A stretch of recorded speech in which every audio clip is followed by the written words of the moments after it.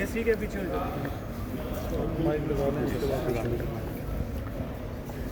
Sir आज के case के हवाले से पहले तो बताइएगा जी। आज तोशाखाना जिसको हम Bulgari set second prosecution of NAB handed over to FIA की आज बाकायदा बेल पर समात हुई और ये बेल फाइल की है इमरान खान साहब की अहलिया बुशरा इमरान ने जिनके ख़िलाफ़ ये आखिरी मुकदमा रह गया है। वो अगर ये बेल लेने में कामयाब हम हो जाते हैं जिसका फ़ैसला कल इंशाल्लाह एक्सपेक्टेड है। आज हमारे दलाइल जो हैं वो मुकम्मल सुन लिए गए हैं और सरकार को हदायत की गई है कि कल सुबह 10 बजे वो अपने आर्गूमेंट्स रिज्यूम करें और कल इंशाल्लाह इसका तोशाखाना का फ़ैसला एक्सपेक्टेड है। इमरान खान साहब की ना सिर्फ अहलिया इस वक्त बिहाइंड द बाज़ हैं, उनकी बहनें भी दोनों अलीमा ख़ान और उज़्मा ख़ान वो भी इस वक्त मुख्तलिफ़ मुकदमात में उनको भी इन्वेस्टिगेटिंग एजेंसीज़ ने और लॉ इन्फोर्सिंग एजेंसीज़ ने अपनी तहवील में इस वक्त ले रखा है, जिसके ऊपर अभी हम उनकी ज़मानतें हैं उस पर अभी थोड़ी देर में जो है समात होगी। तोशाखाना 2 के हवाले से बस मैं आपको ये बताता चलूँ कि ये बार बार प्रोसिक्यूशन करना एक ही ट्रांजैक्शन के ऊपर उन्हीं तोहफ़ों को घुमा फिरा कर ट्विस्ट करके in an objectionable manner in colourable exercise of powers investigating agencies जो हैं इन बैड फेथ बार बार एक ही मुकदमा घुमा के मुख्तलिफ एजेंसीज़ ला रही हैं कि पहले तो हमने इस तोहफ़े की हद तक प्रोसिक्यूशन की थी और वो छोड़ दिया था, तो अब हम उस प्रोसिक्यूशन की हद तक हैं। आज की बहस सिर्फ बेल की हद तक है, मगर मैं पहले भी कह चुका हूँ बड़े वाज़े केस लॉ मौजूद है कि ये प्रैक्टिस बार बार एक शख्स को एक ही ट्रांजैक्शन के ऊपर प्रोसिक्यूट करना, ये तो एक इस बहुत बड़ी बात का अंदिया है कि तमाम केसेस ख़त्म हो चुके हैं।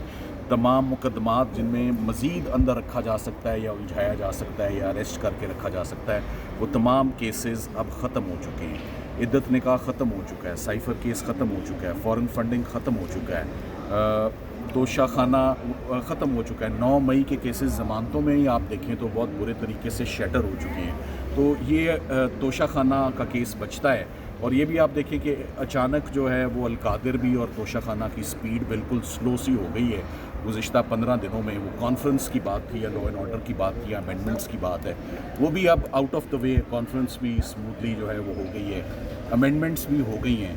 तो अब आगे देखते हैं कि आगे इमरान खान साहब और उनकी फैमिली के लिए पॉलिटिकल सॉल्यूशंस क्या हैं। लीगल सॉल्यूशंस तो लीगल टीम ने सारे ही दे दिए हैं। तमाम केसेस ज़मीन बोस हो चुके हैं। सब केसेस में या एक्विटल्स हैं या ज़मानतें हो चुकी हैं या सस्पेंडेड सेंटेंस है। फील्ड में इस वक्त कुछ भी नहीं है। नए मुकदमा जो 1-2 बनाए हैं वो 1 या 2 दिन की या 1-2 पेशियों की मार है, तो वो भी मुकदमात ख़त्म है। सो इमरान खान साहब का भी absolutely time is ripe and mature for his release. उनकी बेगम का तो बहुत अरसे से हुआ है। ख़वातीन के लिए वैसे ही हमारे कानून में बड़ी स्पेशल कंसेशंस और फेवर्स मौजूद हैं जो कि नहीं दी जा रही ख़वातीन को भी।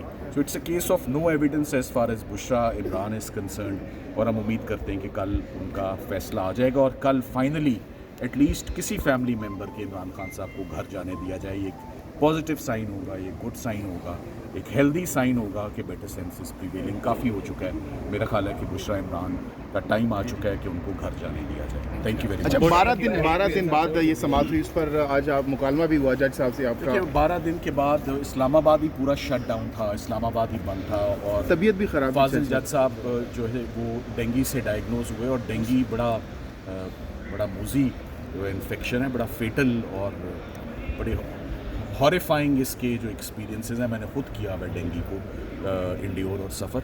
सो वो इस वजह से कि इस्लामाबाद हाई कोर्ट और यहाँ के हालात 12 दिन के बाद आज समात हुई, उसको भी हमने अपने फ़ायदे में आज यूज़ किया कि 12 दिन इजाफी हो चुके हैं। सरकार को अपना मौका पूरा मिल चुका है। कोई कसर रहेगी तो कल सुबह वो अपनी पूरी कर रही है इंशाल्लाह। सलमान साहब ये भी बताइएगा, प्रोसिक्यूशन ने